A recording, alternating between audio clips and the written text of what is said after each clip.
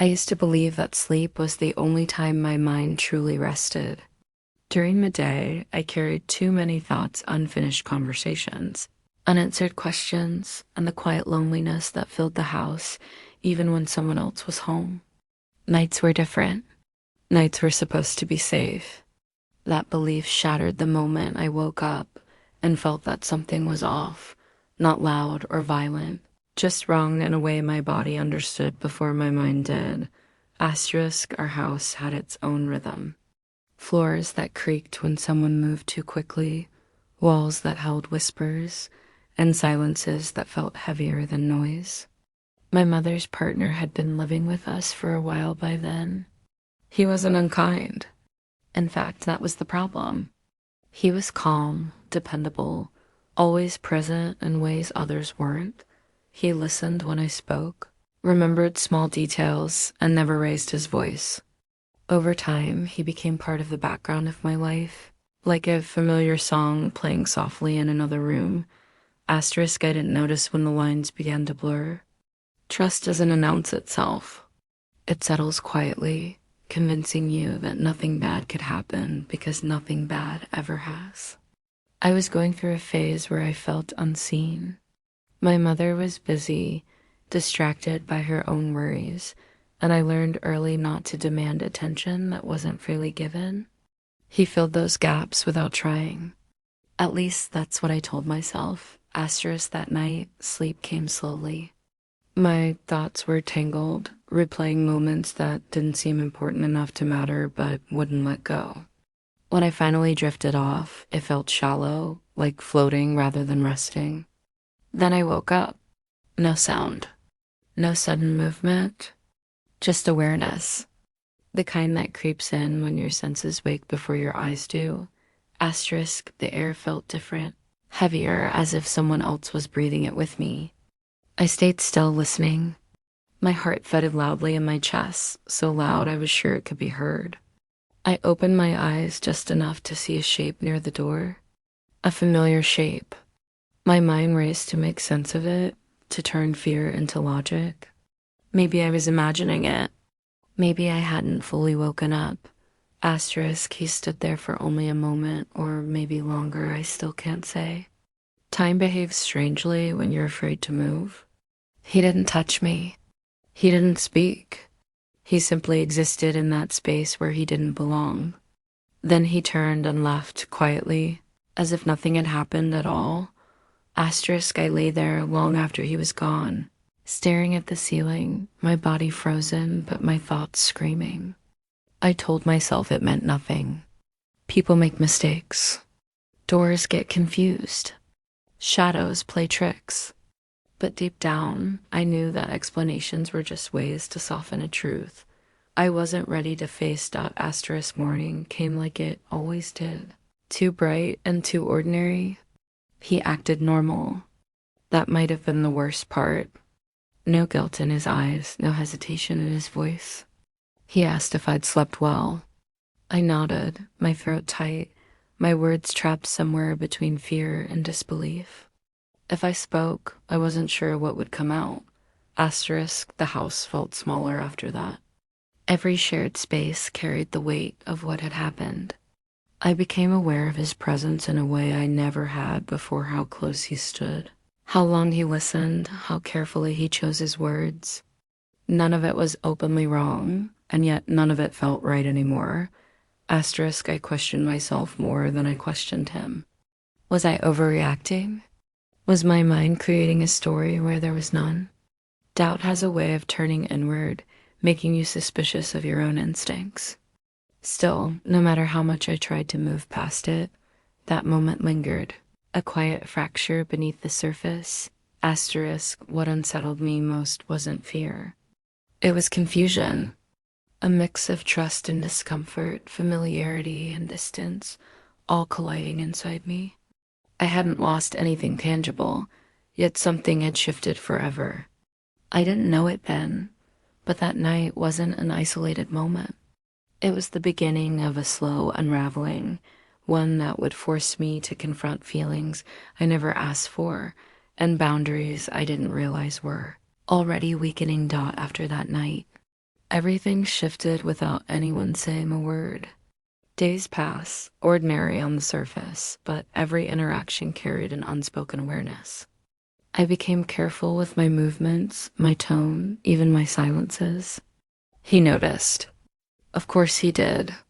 He had always been observant, the kind of person who read moods the way others read headlines. Now his attention felt heavier, more focused, and impossible to ignore. We avoided being alone at first. If I entered a room and found him there, one of us would leave under some excuse. But avoidance has a strange effect. It doesn't erase tension. It concentrates it. The house seemed to funnel us into the same spaces anyway, shared meals, brief exchanges in the hallway, moments where our eyes met and held for half a second too long. Each time, my stomach tightened, not from fear alone, but from something far more confusing. I hated myself for noticing how gentle he was with his words, how steady his presence felt when my thoughts spun out of control. I told myself that comfort didn't mean anything more than comfort. Still, I found myself listening more closely when he spoke, remembering the sound of his voice long after conversations ended. That scared me more than the night itself. One evening, when my mother wasn't home, we ended up in the same room without planning to. The silence stretched between us, thick and awkward. I expected him to say something about that night, to explain or apologize or deny it entirely. Instead, he asked how I was doing. The question was simple, but it landed with weight. No one had asked me that sincerely in a long time. I answered honestly before I could stop myself. I talked about feeling lost, about the pressure of pretending everything was fine when it wasn't. He listened without interrupting, his attention fully on me, as if nothing else in the world mattered. In that moment, the fear softened, replaced by a warmth that felt dangerous precisely because it felt good. That was the first line we crossed. Even though nothing physical happened, emotional closeness can be just as intimate, maybe more so. I felt seen in a way I hadn't felt before, and instead of pulling back, I leaned into it. Not outwardly, but inside where it mattered most. After that. Conversations became longer, deeper. We talked late into the night about things I had never shared with anyone else, dreams I was embarrassed to admit. Insecurities I hid behind humor, the quiet resentment I felt toward a life that seemed decided without my input.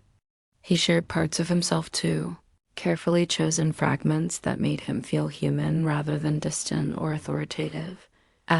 Guilt followed me everywhere. I felt it when I laughed at something he said, when I caught myself looking forward to our talks, when I felt disappointed if a day passed without one. I knew this wasn't right. I knew emotional loyalty mattered just as much as physical boundaries. And yet, I kept going. I tried to justify it. We weren't doing anything obvious. No one could accuse us of crossing a clear line. That logic was comforting, even as it chipped away at my integrity. The truth was harder to admit. I liked how he made me feel.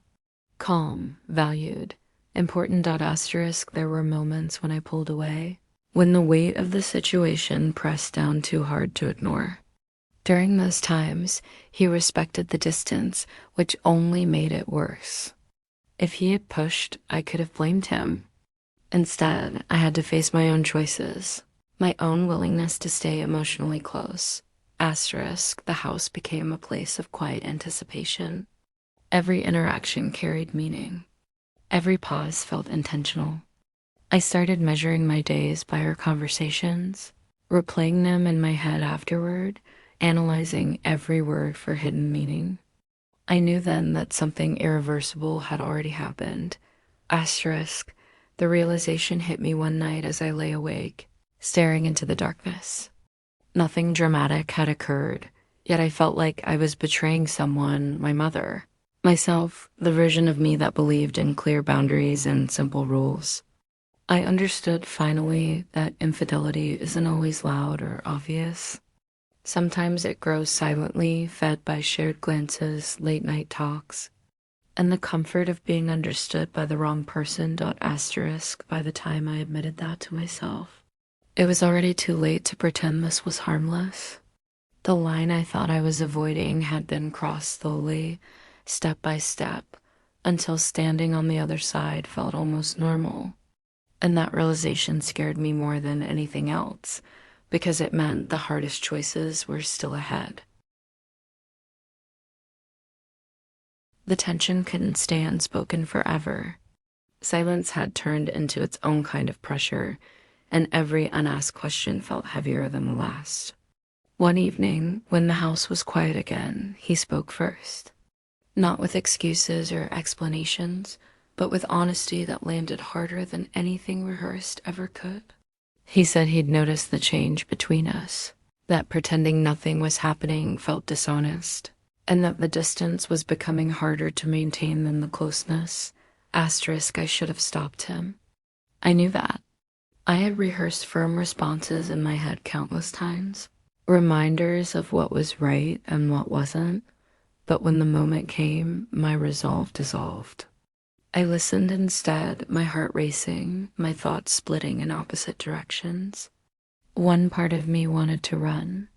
The other wanted to stay still and hear every word. Asterisk, he didn't frame it as desire. He spoke about connection, about feeling understood, about how our conversations had started to mean more than they should have. That was the danger of it. He wasn't wrong. I felt it too, and hearing it spoken out loud made it impossible to deny any longer. The truth, once acknowledged, changes everything. Asterisk, I responded before thinking, admitting that I felt confused, pulled in directions I didn't recognize in myself. Saying it out loud felt like stepping off a ledge, terrifying and relieving at the same time. There was no turning back after that. We both knew it. The air between us shifted, charged not with physical closeness, but with emotional exposure. Asterisk, we talked for a long time, carefully, as if words themselves could cut if handled the wrong way. He acknowledged the imbalance, the responsibility he carried, the lines that shouldn't have blurred, that should have ended it. Accountability should have been enough to shut the door. Instead, it made the moment feel heavier, more intimate. Awareness didn't erase the feeling. It sharpened it. Asterisk, I realized then that crossing a line doesn't always look dramatic. Sometimes it's just two people choosing honesty over restraint, even when honesty causes harm. We didn't touch. We didn't need to. The confession itself was the act. The admission that what we shared mattered in a way it never should have was enough to change everything. Asterisk, fears set in almost immediately. Not fear of discovery, but fear of myself. I saw how easily I had stepped into something I once believed I'd never allow. I questioned my values, my strength, my judgment. He tried to pull back then, tried to reestablish boundaries after the damage was already done. That hesitation, that late attempt at control, hurt more than if he'd never tried at all. Asterisk, from that point on, restraint became a constant effort. Every interaction required conscious control, every conversation carefully measured. Yet the awareness between us only deepened. Knowing how the other felt made even neutral moments feel loaded with meaning. A glance lasted too long. A pause felt intentional. Even silence spoke louder than words ever had. Asterisk, I started to feel the weight of secrecy pressing down on me. Not because anyone suspected, but because I knew. Carrying that knowledge alone was exhausting. I felt disloyal without having committed a visible act. That contradiction tore at me. I couldn't explain it to anyone without exposing everything, so I carried it quietly, letting it erode my peace. Asterisk, there were moments when I tried to force distance, limiting conversations, keeping myself busy, avoiding shared spaces. He followed my lead, respectful but clearly affected. The effort to undo what we'd done only highlighted how deeply it had already settled inside us. You can't unknow a truth once it's spoken. Asterisk eventually. I understood that the line had been crossed not when he entered my room, not even during the long conversations, but when we chose to name what existed between us. That naming gave it power. It transformed vague discomfort into a defined betrayal. From that moment on, every choice mattered more. Because ignorance was no longer an option. Asterisk, I felt trapped between guilt and attachment, aware that continuing down this path would only cause more damage, yet uncertain how to step away without breaking something permanently. The emotional bond we had formed didn't disappear just because we wished it would. It lingered, demanding resolution. Asterisk, by the end of that phase, I was no longer confused about what was happening. I was painfully clear. What remained uncertain was whether clarity would be enough to make the right decision, or whether knowing better would simply make the consequences harder to bear. Clarity didn't bring relief the way I thought it would. Once everything was named and understood, the weight of it became heavier, not lighter. Awareness sharpened the guilt until it followed me everywhere.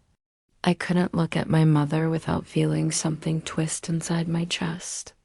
Her trust felt undeserved, and that knowledge sat between every word we exchanged. Nothing had to be said out loud for the damage to feel real. Asterisk, I began to pull away for real this time. Not the hesitant distance I'd tried before, but a deliberate withdrawal. Short answers. Avoided spaces. Controlled conversations. I stopped seeking comfort where it had once been so easy to find. He noticed immediately.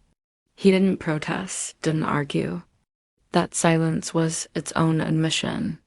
We both understood why it had to end, even if neither of us knew how to cleanly undo what had already happened. Asterisk, the house grew colder, emotionally, if not physically. Where there had once been tension and anticipation, there was now restraint and regret. I felt the loss more sharply than I expected. Not because I missed what could have been, but because I had to face what it said about me. I had crossed a boundary I once believed was unbreakable. Accepting that truth was harder than ending the connection itself. Asterisk, eventually, practical changes followed. He started spending less time at home, finding reasons to be elsewhere. The distance became visible, and with it came a fragile sense of relief. Space allowed my thoughts to settle, though not peacefully. Reflection brought clarity, but also accountability. I stopped framing myself as someone caught in circumstances and began seeing myself as someone who had made choices. Asterisk, there was no dramatic confrontation, no explosive revelation. Just a quiet ending that felt heavier than any argument could have. One day, he was gone from the daily rhythm of the house. His absence was noticeable but necessary. The silence he left behind felt cleaner, even if it echoed with unresolved emotion. Asterisk, in the weeks that followed, I spent a lot of time alone with my thoughts.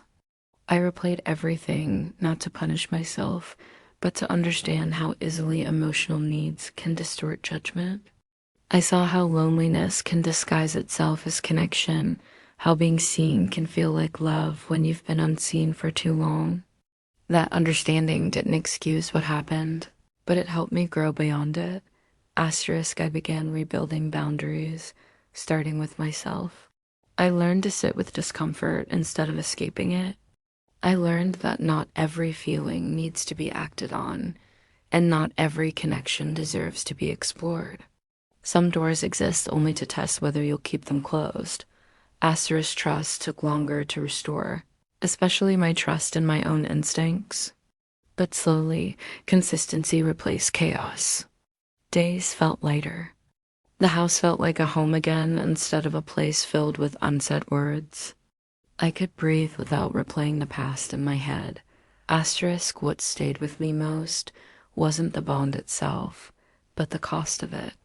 Infidelity isn't always about physical acts or obvious betrayal. Sometimes it's about misplaced intimacy, about allowing someone into a space they were never meant to occupy. The damage it causes isn't always loud, but it's lasting. Asterisk, I never told my mother. Not out of cowardice, but out of responsibility. Confession would have transferred my guilt onto her, forcing her to carry pain she didn't deserve. Some truths don't heal by being shared. They heal by being learned from. Asterisk, looking back, I don't define myself by that chapter, but I don't erase it either. It taught me the importance of self-awareness, of protecting emotional boundaries as fiercely as physical ones. It showed me that desire without discipline leads to loss, and that love without respect isn't love at all. Asterisk. The story didn't end with passion or heartbreak in the traditional sense. It ended with distance, reflection, and a quiet understanding of consequences. And that ending, though less dramatic, was exactly what needed to happen.